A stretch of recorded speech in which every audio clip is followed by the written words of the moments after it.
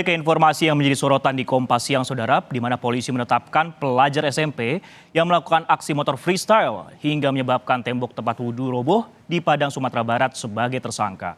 Pelaku dijerat pidana sesuai dengan Undang-Undang Peradilan Anak.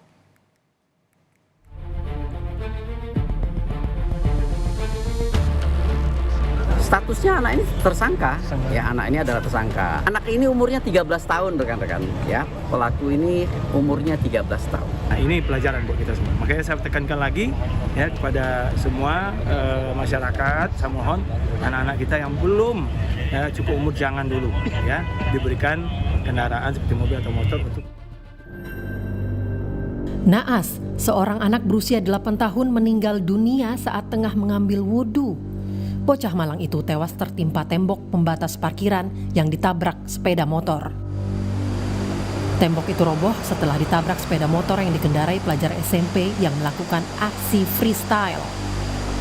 Peristiwa ini terjadi di Masjid Raya Lubuk Minturun, Kecamatan Koto Tangah, Kota Padang, Sumatera Barat. Polisi menyebut pelaku merupakan pelajar SMP berusia 13 tahun berinisial MH. Atas kejadian itu, polisi langsung menetapkan MH sebagai tersangka. MH disangkakan dengan pasal 359 KUHP tentang kelalaian yang menyebabkan orang lain meninggal dunia. Anak-anak remaja ya, umur rata-rata 14 dan dari 12 sampai 14 tahun, mereka ada beberapa orang. Satu anak ini yang melakukan jumping itu tidak bisa mengendalikan sehingga menabrak dinding tempat wudhu sholat. Namun tetap peradilan yang kita lakukan adalah peradilan anak itu ada khusus dalam penanganannya. Berarti statusnya apa Pak Kapolres? Statusnya anak ini tersangka. Ya, anak ini adalah tersangka. Meski berstatus sebagai tersangka, polisi tidak melakukan penahanan terhadap pelaku. Hal ini sesuai dengan Undang-Undang Nomor 11 Tahun 2012 tentang Peradilan Anak.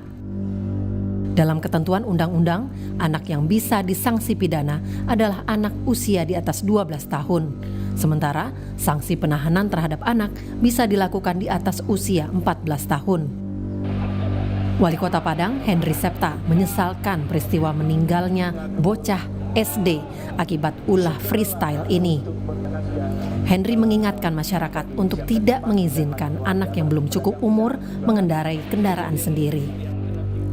Jadi pelajaran bahwa tidak semua anak-anak yang belum cukup umur boleh membawa kendaraan ke sekolah. Nah, jadi nantinya terpulang dari apa yang telah terjadi, aturan tetap harus kita tegakkan bahwa anak-anak kita yang belum cukup umur jangan dulu membawa kendaraan.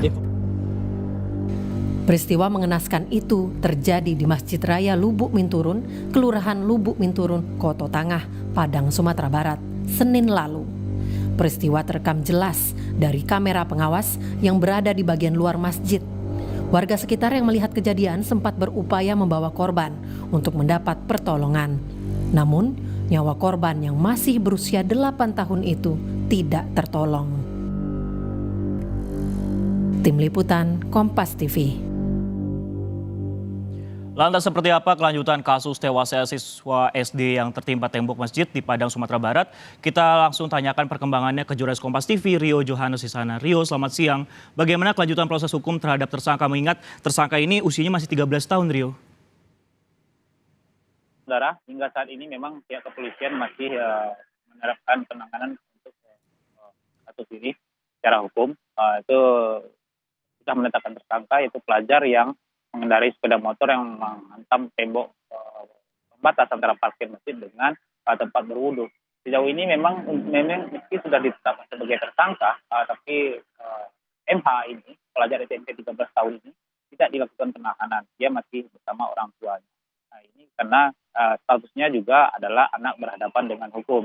Untuk bagaimana ke depannya, apakah ada restorasi justice, pihak polisi masih menunggu pernyataan resmi dari kedua belah pihak keluarga yang katanya sudah berdamai. Demikian, Sisko. Nah, ini kan seperti yang Anda katakan, informasi pihak keluarga korban memilih jalur damai. Bagaimana kemudian kelanjutannya, Rio? Ya, Sisko, dalam hal ini memang sejauh ini pihak keluarga, antara pihak keluarga dengan pihak pelaku, ini sudah menempuh jalur damai, sudah menyatakan perdamaian. Pihak keluarga korban pun juga mengikhlaskan hal ini dan melihat ini sebagai suatu bencana, dan mereka juga menerima permintaan maaf dari pihak keluarga pelaku. Karena kedua belah pihak ini adalah memiliki hubungan kekerabatan, karena orang tua dari pelaku ini, orang tua laki-laki dari pelaku ini juga tumbuh besar di rumah kakek dari korban ini. Dan untuk itu mereka sepakat akhirnya berdamai. Tapi sejauh ini memang belum ada pernyataan resmi kepada pihak kepolisian, baik itu tertulis atau secara lisan, bahwasanya mereka sudah berdamai. Berikut kutipan wawancara saya dengan ibu dari korban. Minta mandiin, suapin makan, garuk-garuk kaki, garuk punggung, minta jajan, minta temanin pipis, beliin kue adiknya, bagi 2 ke adiknya. Kami ikhlas saja sekeluarga. Orang baik kelas ya. Berarti udah damai ya, Kak? Iya, udah damai. Ya, Sisko dan juga saudara, hingga saat ini polisi masih melakukan proses hukum. Mereka untuk menempuh jalur restorasi justice, mereka masih menunggu pernyataan resmi dari pihak keluarga korban maupun dari pihak keluarga pelaku, pernyataan surat damai mereka untuk proses restorasi justice. Demikian. Baik, masih menunggu pernyataan resmi terkait masalah jalur damai. Lantas, ini kan juga menjadi perhatian juga dari pemerintah daerah setempat terkait masalah penggunaan sepeda motor bagi anak-anak di bawah umur. Kalau yang Rio sendiri lihat di daerah sana itu, apakah memang banyak anak-anak kemudian yang di bawah umur ataupun mungkin pelajar SMP yang mengenakan atau mengemudikan kendaraan bermotor roda 2 khususnya, Rio? Ya, untuk penggunaan kendaraan sepeda motor oleh anak-anak di bawah umur untuk pergi sekolah memang rata-rata di beberapa kecamatan di Kota Padang itu masih banyak ditemukan, terutama di kawasan kecamatan Kota Tangga ini, karena ini berada di pinggiran kota. Tapi dalam beberapa dekade belakang itu pemerintah Kota Padang sudah menambah armada untuk Trans Padang. Ini rute-rute jalur Trans Padang untuk transportasi umum massal yang bisa digunakan masyarakat itu sudah diperbanyak oleh pemerintah Kota Padang. Dan juga tidak hanya armadanya, ini jalur-jalurnya juga sudah diperbanyak sampai ke Kampus Unan, sampai ke Teluk Bayur. Dan untuk itu memang dalam beberapa waktu terakhir ini pemerintah Kota Padang sudah getol untuk menyampaikan, berulang kali menyampaikan kepada masyarakat untuk melarang anak-anak yang belum cukup umur membawa kendaraan pribadi ke sekolah mereka. Karena tidak hanya akan membuat kredit di jalan raya, ini juga membuat alih fungsi dari beberapa lahan yang ada di sekolah. Seharusnya lahan yang bisa digunakan bermain, sekarang ini jadi lahan untuk parkir. Demikian, Sisko.